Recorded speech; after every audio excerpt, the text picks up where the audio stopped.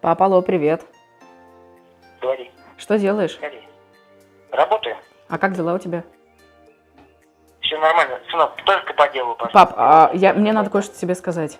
Я тебя люблю. Я тебя тоже, сынок, спасибо большое. Привет. Здорово. Все, что ли? Заехать за вами? Нет. Что звонит? Просто. В смысле просто? Что хотела? Пап, я тебя люблю. Ладно, давай. Алло. Алло, пап, привет. Я тебя люблю. Ох ты молодец. Я тебя тоже люблю. Привет. Как дела?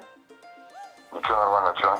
Да не, просто поговорить хотела. У нас просто, типа, как перемена, хотела сказать то, что я тебя люблю. Нифига себе, что ты с тобой?